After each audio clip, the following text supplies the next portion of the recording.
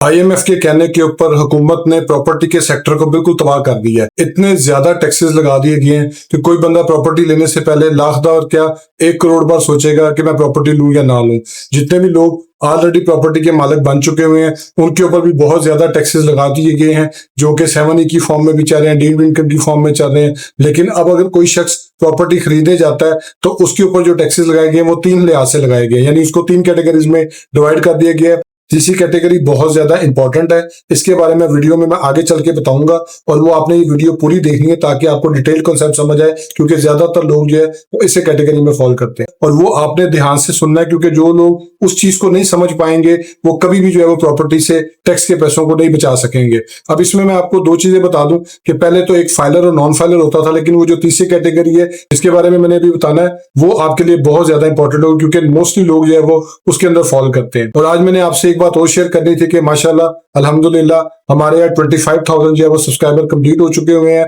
आप सबका बहुत ज्यादा शुक्रिया है, जो लोग मेरी यूट्यूब फैमिली है, जो मेरी वीडियोस को रेगुलर वॉच करते हैं, कमेंट करते हैं, लीगल एडवाइस देते हैं। और मेरी भी कोशिश होती है कि उनको ज्यादा से ज्यादा जो है वो रेलेवेंट और ऑथेंटिक वो बताई जाए ताकि उनको जो है वो लीगल लेवल पे उनके लिए फायदेमंद साबित हो। मेरी वीडियो को लाइक जरूर कीजिए, कमेंट कीजिए, शेयर कीजिए और इसमें कोई भी लीगल एडवाइस है वो आप पूछ सकते हैं, क्योंकि लीगल एडवाइस जो है वो मैं ज्यादा से ज्यादा लोगों को जो है वो देता हूँ और वो मेरी कोशिश होती है कि तमाम लोगों को जो है वो कमेंट में रिप्लाई बैक किया जाए। अब आ जाते हैं अपने वीडियो के टॉपिक के ऊपर कि जो प्रॉपर्टी का सेक्टर है उसके ऊपर किस तरीके से जो है वो टैक्स लगाया गया। तो पहले मैं आपको 2 कैटेगरीज का बताऊंगा और जो इसमें तीसरी कैटेगरी वो ऐड हुई है उसके बारे में बताऊंगा। नंबर 1 पे ये है कि पहले तो सिर्फ फाइलर और नॉन फाइलर होती थी, यही 2 कैटेगरीज होती थी और इसके ऊपर ही जो है वो टैक्स लगाया जाता था। हुकूमत ने जो है वो जो तीसरी कैटेगरी को अनाउंस किया है उसके ऊपर भी जो है वो टैक्सेशन अब अलग से हुआ करेगी और वो बहुत ज्यादा डेंजरस है, उसके बारे में आपने जरूर जानना है। लेकिन मैं आपको फाइलर और नॉन फाइलर के बारे में बता दूं कि उनके ऊपर जो है वो प्रॉपर्टी खरीदते वक्त किस हिसाब से टैक्स लगेगा।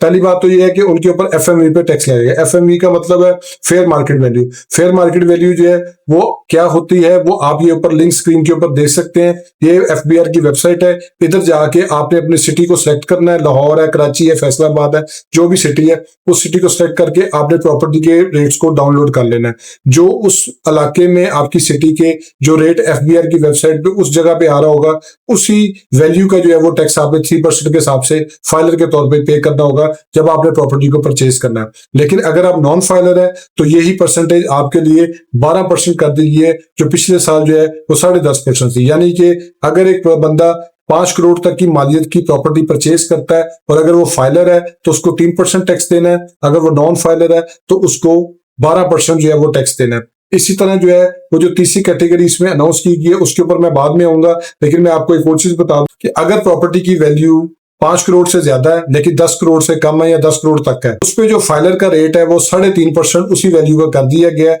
जबकि नॉन फाइलर के लिए वही रेट जो है वो 16% कर दिया गया। ये एक बहुत मैसिव इजाफा है, लेकिन बात अभी इधर खत्म नहीं होती है। इसके अलावा जो प्रॉपर्टी की वैल्यू है उसकी जो तीसरी क्लास है उसके बारे में मैं आपको बता दूं कि कोई भी प्रॉपर्टी अगर उसकी वैल्यू 100 बिलियन से ज्यादा यानी 10 करोड़ रुपए से ऊपर है तो उसके ऊपर अब फाइलर को भी जो है वो 4% टैक्स देना पड़ेगा फेयर मार्केट वैल्यू का। और इस अगर वो शख्स जो है वो नॉन फाइलर है उसने उस वैल्यू का 20% टैक्स जो है वो देना है। जो तीसरी कैटेगरी है वो उन लोगों के लिए कि जो सिर्फ प्रॉपर्टी खरीदने के लिए फाइलर होते हैं या उनको फाइलर कर दिया जाता है। होता ये था कि वो टैक्स चोरी हो रहा था लोगों का जो कि नॉन फाइलर थे, स्पेशली जब वो कोई प्रॉपर्टी परचेज करने जाते थे उनका टैक्स किस तरीके से चोरी हो रहा था उसके बारे में मैंने वीडियो लिंक है उस पर आप क्लिक करके देख सकते हैं। मैंने डिटेल में बताया हुआ है कि नॉन फाइलर्स का टैक्स जो है वो किस तरीके से चोरी कर लिया जाता है। अब एफबीआर को ये बात पता चल चुकी थी कि लोगों को जो है वो जानबूझ के फाइलर कर दिया जाता है, क्योंकि उनसे नॉन फाइलर के पैसे ले लिए जाते थे और उनको जो है वो किसी टैक्स कंसल्टेंट के जरिए फाइलर कर दिया जाता था और आगे जो है वो उनको फाइलर के जो है वो रेट के हिसाब से जो है वो जमा करवा के